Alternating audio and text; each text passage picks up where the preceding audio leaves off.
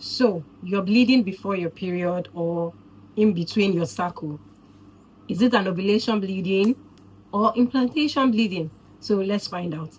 So, somebody messaged me the other day and asked me if ovulation bleeding was normal. So, that question bettered an idea and inspiration in my head to do a video about it, because it seems majority of people don't know the difference between implantation bleeding and ovulation bleeding, because not everybody experienced that. I have experienced ovulation bleeding before, but I have never experienced implantation bleeding before. So now let's talk about it. So I'm not a doctor or anything, but this is just my own knowledge on it, and I did a few research so that I can share with you guys, so that we can learn a thing or two. So let's dive right into the video. Let's start from what ovulation bleeding actually is. So what is ovulation bleeding? Ovulation bleeding is the light vaginal bleeding that occurs in mid-cycle, like in the middle of your cycle. Like, for instance, if you have a 28-day cycle, so it's going to happen on the 11th or through the 21st. So between those few days, that's when you're going to experience your ovulation bleeding. And always, it will just last a few hours up to a day or two. It's nothing serious. It's just going to be a few drops here and there. It's not even going to fill up a tampon or anything. It's just going to be spotting. And the color is usually like light brown.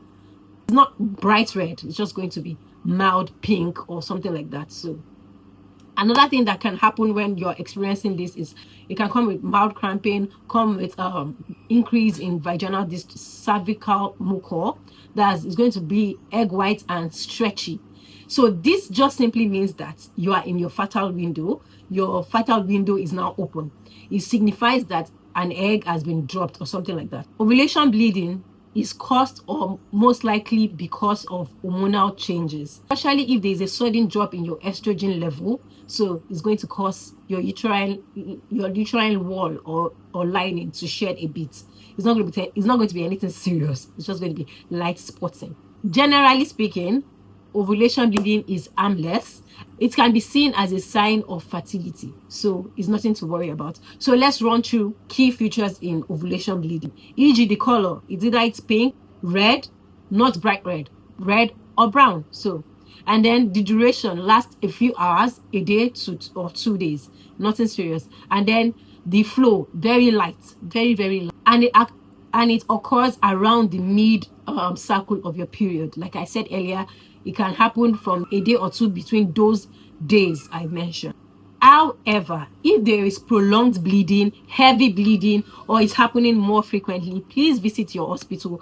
Talk to your doctor about it. It can also be a sign of infection, hormonal imbalance, etc. So visit your hospital or your doctor if you are experiencing it frequently, very heavy flow, or it's prolonged, like it's not stopping like it should. So let's move on to implantation bleeding. So what is implantation bleeding? Implantation bleeding is a light spotting or bleeding that occurs after your ovulation.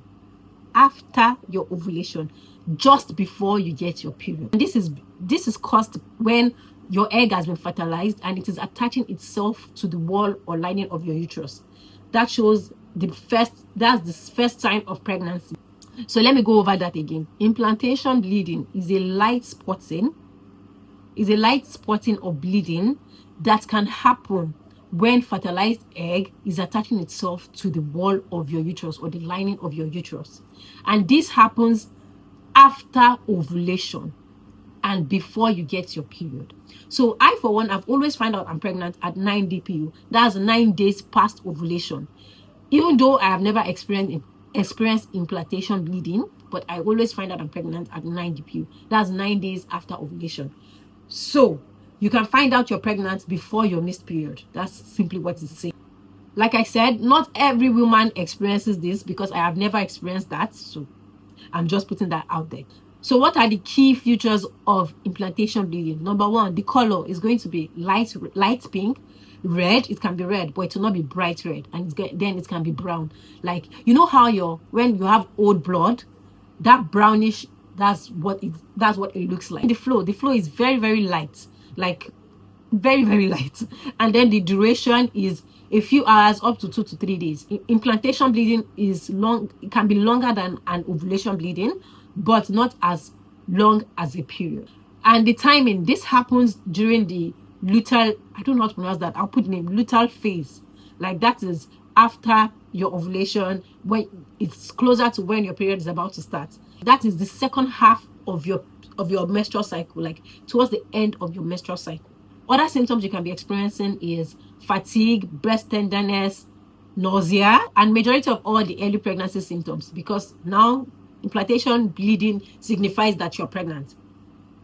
So hope you've learned a thing or two today. See you guys on the next one, and I hope I've been able to explain it as simple as possible. Ovulation bleeding and implantation bleeding are two different things, and they occur at two different times. They have two different futures. Sometimes you might get confused because like, why am I bleeding before my period? Why am I? So they can be two different things. So save this video and share with someone, a sister out there that needs to know about this. So see you guys on the next one.